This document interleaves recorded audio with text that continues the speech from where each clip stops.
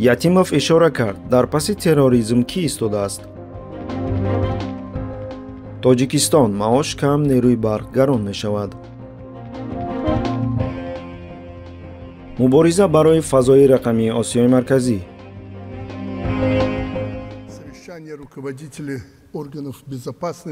روز 14 دکبر در جلسه 19 نشست راهبران نهادهای امنیتی عضو اتحاد دولت‌های مستقل، رئیس کمیته دولتی امنیتی ملی تاجیکستان سیمومین یتیموف از همکسبانش دعوت کرد که از اصولهای کهنه شده مبارزه با تروریسم دور شوند.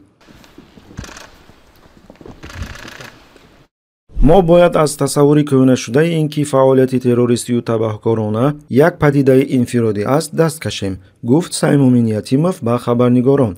در این باره اطلاع می‌دهد رسانه دولتی روسی تاس. وظیفه ساحه‌های اطلاعات و ضد جاسوسی این است که ماهیت این ظهورات آشکار کرده شود. این همه فعالیت‌ها حتما سرمایه‌گذاری، تهیه و از جانب سوبیکت مشخصی روابط بین المللی اجرا کرده می شود. در این جلسه ما باید صفت و عمق واکنش سریع را بسنجیم، یک اندیشه و طرز عملی واحد را به خاطر منفعت کشورها و مردمان ما تهیه کنیم. شرح رئیس کمیته دولتی امنیتی ملی تاجیکستان را می‌آورد آژانسی. عیان می‌گردد که یتیموف امیدوار خدمت به روسیه است و به دخالت امریکا به امور کشورهای مختلف اشاره می‌کند. Надо сказать, что несмотря на ощутимые провалы своей деструктивной линии на постсоветском пространстве, Запад не оставляет привычки грубо вмешиваться в дела стран СНГ с тем, чтобы разобщить их. کارشناسان قید می‌کنند که رژیم‌های کشورهای آسیای مرکزی زیر نقاب مبارزه با تروریسم و اکستریمیسم پیش از همه به احیای اسلام سیاسی امروزه در تمام منطقه مخالفت نموده هر گونه ظهورات دیگراندیشی را سرکوب می‌کنند. از جمله رژیم تاجیکستان 10 ساله‌ها باز ساکنان مخالف دولت را تعقیب می‌کند. قرقیزستان که مدتی طولانی در منطقه یک جزیره آزاد محسوب می‌شد، پس از به قدرت رسیدن تندم ژاپاروف تشییف به همسایه‌هایش پیروی کرد. در ازبکستان میرزیایف پس از به قدرت رسیدن از آغاز اصلاحات گسترده در کشور شروع کرد و پایان دیکتاتور را اعلام کرد. ولی پس از اصلاحات قانونی اساسی و دوباره به کرسی پرزیدنتی انتخاب شدنش، بازگشت کشور را به زمان کریموف آغاز نمود. هر گونه انتقاد از مقامات را یکباره پیشگیری میکنند. در این کشورها خبرگزاری مستقل همچون پدیده باقی نمانده است. آخرین paytlarda umuman maktab yoshida bo'lmasa ham uyma yurib ro'molli ayollarni ro'molda yashaydigan xonadonlarga kirib siz ro'molda yurar ekansiz, shu narsani yechib yursangiz, hali yosh ekansiz, hali kelin ekansiz degan uyma yurib qilingan murojaatlarni, talablarni eshitdik, ko'rdik. Shuning uchun mana shu holatlarda bular diniy e'tiqodi bilan bilinib qoladi, e'tiborga chalinib qoladi va ularni so'roq savolga tortilishi, ularni tushuntirish xati, tilxatlarni yozdirib qo'l qo'ydirilishi insonga baribir ruhiy bosimni o'tkazadi. Ularni shartlariga ko'nmaydigan bo'lsa, borib ular yana qora ro'yxatga tushib qoladi. از 1 январи سال 2024 شروع کرده تعرفه‌های نیروی برق برای همه گروه استعمال کنندگان از جمله اهالی 16% بالا برده می‌شوند. در این باره به آژانس اطلاعاتی آزیا پلوس مشاور دیرکتور گنرالی جسیکا شبکه‌های تقسیمات برق جامی عمروف خبر داد.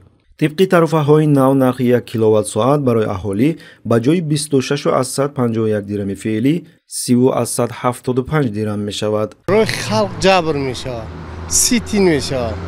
هر کارخانه خودش اکو حل میکردگیش بسیار نیکی از اون جمله همین برای خلق یک جبر است. یادداشت میکنیم که تعرفه‌های نیروی برق از سال 2016 این جانب به استثنای سالهای 2020 و 2021 که بر اثر پاندمی کرونا ویروس رقم‌ها تجدید نظر کردن نشده بودند همه ساله بالا میرود. اون مونده همین قدر گیسمو هست. Aşağı بیرون 15 دقیقه راه باشه سوید نیست. خودتان یک بفهمید مونده چقدر گفته و یه نمیتید سه فرزندم های نیورم های دخترم هم خونشانده سوید نیست. طبق گزارش آماری وضع اجتماعی و اقتصادی جمهوری تاجیکستان که ماه مارت نشر شده است، معاش میانه نومینالی در تاجیکستان در ماه ینوری سال جاری 1878 سامانه 184 دلار بوده است که نسبت به ماه گذشته 12.3% کمتر می باشد. سطح مزد حقیقی با نظر داشت تورم در ماه ینوری سال 2023 نسبت به ماه دکبر سال 2022 12.7% کاهش یافت. گفته می شود در گزارش. نمیرسه در آخر. معاش نمیرسه، نه تنها دولتی هم کار کنی نمیرسه. در غیر دولتی هم کار کنی. صد افسوس که معاش کم است، نرخ خیلی بالا رفته است. یادرس میکنیم که معاش حداقل در تاجیکستان 600 سامانه 55 دلار بوده. معاش میانه در میان کشورهای آسیای مرکزی در سطح پایینترین باقی میماند. برای مقایسه مثلا طبق معلومات رسمی در اول نیمه دوم سال گذشته معاش میانه در قزاقستان 650 دلار، در ترکمنستان 383 دلار، در ازبکستان 335 دلار، قرقیزستان 280 دلار بود. در چنین وضع فلاکتبار اقتصادی ساکنان تاجیکستان مجبورند به طور دسته‌جمعی به مهاجرت مهنتی به روسیه بروند که در آنجا خطرهای زیاد آنها را انتظار است که اخیراً در میان آنها رفتن اجباری به جنگ اوکراین نیز علاوه شده است. Что касается известно ли о принудительной вербовке мигрантов, да, такое было известно. Например, часть иностранных граждан, мигрантов, строителей из Средней Азии привозили в Мариуполь якобы для проведения каких-то строек, жилых домов и так далее, а потом они оказались с автоматами на передовой. Я думаю, что это не единичный случай. اتحادیه اروپا به نقشه گرفته است که برای فراگیری آسیای مرکزی با علاقه ماهواره‌ای اروپا 20 میلیون یورو جدا کند، گفت نماینده اتحادیه اروپا در قزاقستان یوهانس باور. با گفته این منصبدار لایحه اروپایی از استارلینک بهتر است، زیرا ماهواره‌های ایلون ماسک در اطراف زمین در مدار پست و ماهواره‌های اروپایی در مدار میانه دور میزنند. And Europe are coming closer together and becoming more and more connected. Kazakhstan is a crucial partner for the EU. Kazakhstan is an important player on the international stage and in the region. نماینده اتحادیه اروپا قید کرد که بیشترین مبلغ‌ها به قزاقستان، قرقیزستان و ازبکستان روانه خواهند شد. احتمال اینها کشورهای اصلی منطقه هستند که اتحادیه اروپا می‌خواهد توسط شبکه‌های اینترنتی خود به اهالی تأثیر رساند. یادداشت می‌کنیم که روز 14 دکبر سپوتنیک تاجیکستان خبر داد که خدمات علاقه جمهوری تاجیکستان با شرکت روسی صفر شرطنامه بسته است. حجت را سردار ریاست تاجیکستان بیک صبور و دیرکتور گنرالی شرکت صفر سرگئی ملچنکوف امضا کردند. بنا به اطلاع مرکزی مطبوعاتی خدمات علاقه تاجیکستان، این یادداشت روابط دوجانبه بر زمینه ارتباطات و فناوری‌های اطلاعاتی و کمیونیکاسیونی را تنظیم می‌کند.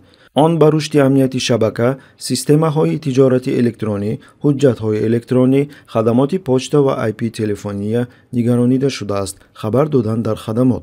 Уважаемый Владимир Владимирович, благодарю вас за решение наградить меня орденом за заслуги перед Отечеством. Воспринимаю эту награду как высокую оценку моего скромного вклада в укрепление таджикско-российских взаимоотношений. اولی ماه نوامبر آژانسی خاور با استناد به خدمات علاقه جمهوری تاجیکستان خبر داده بود که در آینده نزدیک پیوستی مستقیم شبکه‌های تلکمونیکاسیونی جمهوری تاجیکستان با شبکه‌های علاقه جمهوری مردم چین عملی کرده می شود. Такое чувство, будто мы равняемся на такие страны, как Туркменистан, Северная Корея, африканские страны, в которых интернет стоит очень дорого.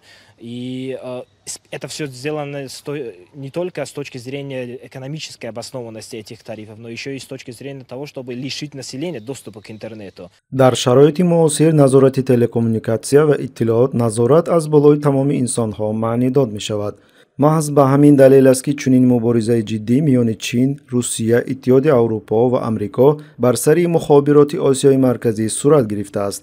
сиёсатшиносон аллакай эълон карданд ки замон замони ҷангҳои гибридӣ аст, ки дар он таблиғ ва манипулятсияи шуури оммавӣ нақши калидӣ мебозад.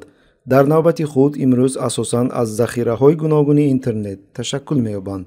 илова бар ин, маҳз дар 10 солаи охир нақши калидии шабакаҳои иҷтимоӣ дар инқилобҳо, эътирозҳои мардумӣ ва ҳатто даргириҳои мусаллаҳона ошкор гардид.